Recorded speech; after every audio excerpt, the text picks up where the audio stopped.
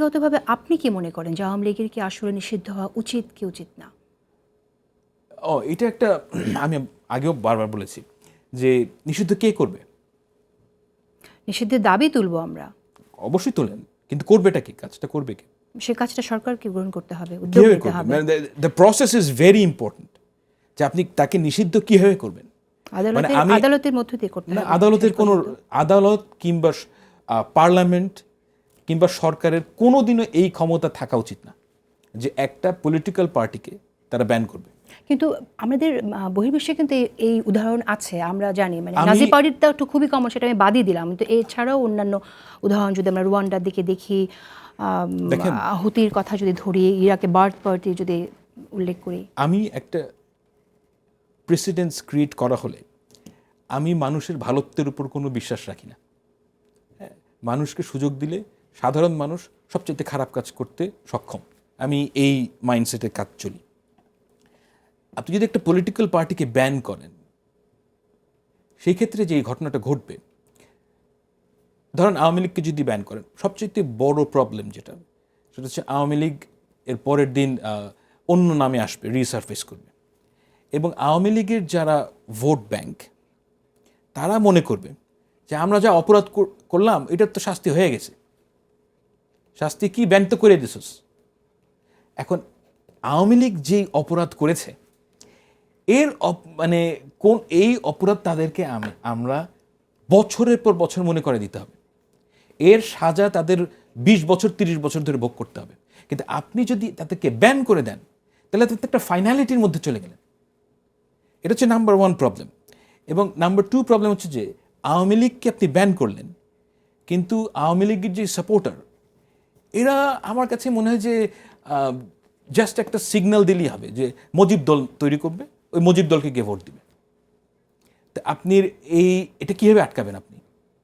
হ্যাঁ, তো সমস্যা হচ্ছে যে এই প্রবলেমগুলো জেনুইন প্রবলেম। এবং থার্ড যে প্রবলেম, সেটা হচ্ছে গিয়ে আজকে যদি আওয়ামী লীগকে ব্যান করেন, 15 বছর পর বিএনপি ক্ষমতায় আছে, ছাত্রদের একটা দল কিংবা দল এক্স একটা মিছিল করলো, সেই মিছিলে বিএনপির ছেলেরা মিছিল করলো, ওখান থেকে 3-4টা ছেলেকে গুলি করে মেরে ফেললো।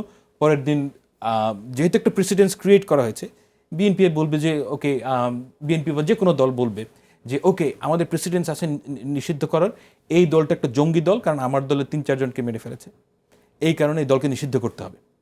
আজকে আপনার কাছে কথাটা মনে হচ্ছে যে ইম্পসিবল, কিন্তু আমি মানুষের ভালোত্বের উপর ঈমান রাখি না। এটা গণহত্যার সাথে কি 3-4টি মানুষকে হত্যার আজকে মনে হয়, অ্যাজ আই সে, যে আজকে মনে হচ্ছে যে এটার তুলনা হতেই পারে না। কিন্তু আমি ফার্মলি বিলিভ করি যে বাংলাদেশে কোনো পলিটিক্যাল পার্টিকে যদি আপনার ব্যান করতে হয়, তা আপনাকে গণভোটে যাওয়া উচিত।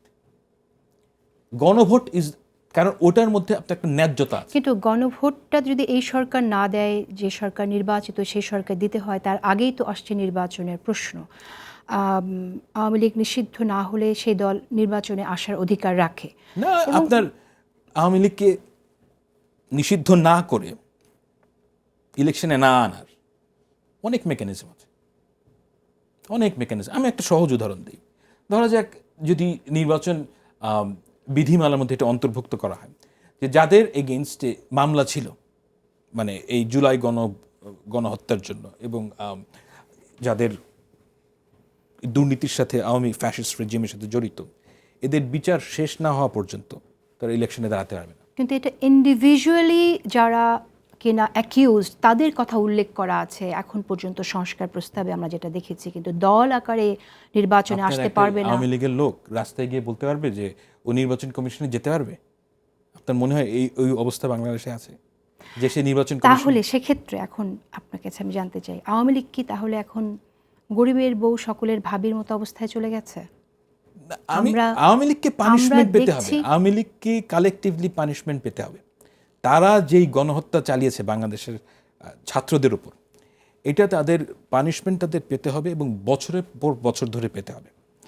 এবং আমার কাছে মনে হয় না যে আওয়ামী লীগ, আমার জীবদ্দশায় এই দলের যেই বদনাম হয়েছে,